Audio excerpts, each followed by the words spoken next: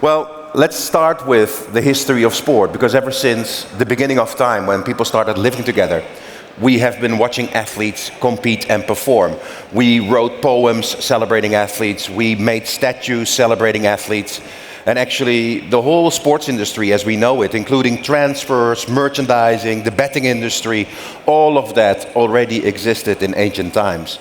And actually we saw Colin Kaepernick yesterday, we see LeBron making millions, Tiger making a lot of money, but the best earning athlete of all time ever was a Roman charioteer by the name of Diocles.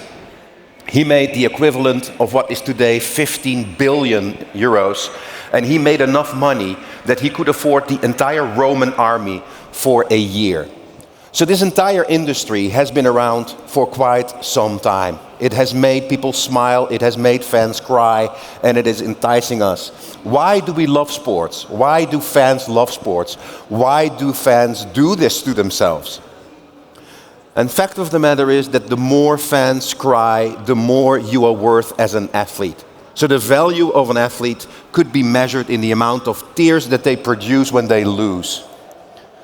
But the media evolution has changed the industry.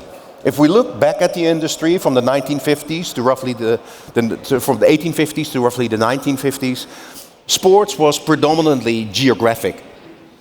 Its income was predominantly made through selling individual tickets and maybe a baseball card or two. Then after the Second World War, the media landscape changed, television rose, and actually television changed the rules of the games. Sports were adjusted to accommodate a better television product. In the 1980s, we saw ESPN, CNN, MTV. We saw the dream team globalizing sports asset, globalizing sports media rights, globalizing sports as a product offer. In the 2000s, we saw sports digitize. The NFL, the NBA teams, Barcelona, they started to build huge Facebook groups, huge digital collectives, and they really changed the dynamic, and they introduced a principle called the remote fan. All of a sudden, in Indonesia, there were Real Madrid fans.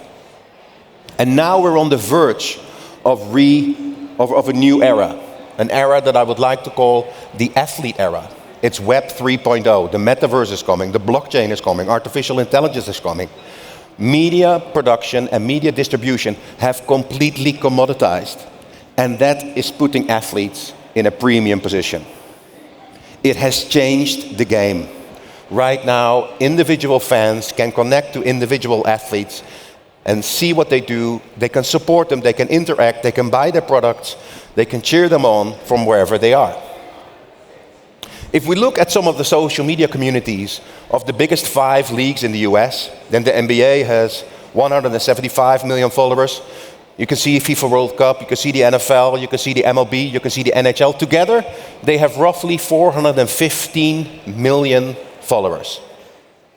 Now that seems like a lot, but when we compare it to 3 individual athletes with 1.8 billion followers, just the 3 of them, you start to put in perspective the media impact on the leagues on the other hand and the individual athletes on the other. It is quite remarkable that simple athletes from their bed, from their bathroom mirror, have a media reach that so outperforms the reach of these giant leagues. But do they have the brands to match? Do they know what it is that they sell? Do they know who it is that they are talking to? Why are these athletes producing this content? Every athlete is producing social media content. All of them are. But what are they producing? For which particular fans? What is it that they're trying to do? And are they really benefiting from the enormous influence they have? How is a brand actually constructed? Brands are constructed from 3 simple elements. Every brand is distinctive. You highlight what's different about you. Everything that isn't different is invisible. The only thing that is better than better is being different. So you need to be distinctive as a brand. Secondly, you need to be consistent.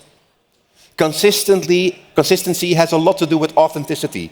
You need to be your true self, because only if you are your true self, you can really be authentic, you can be real, and you can be recognizable. So how easy is it for fans to recognize who you are? You do that by being consistent and by being reliable. The third component is brand visibility, which is here labeled as frequency. Are you visible often enough?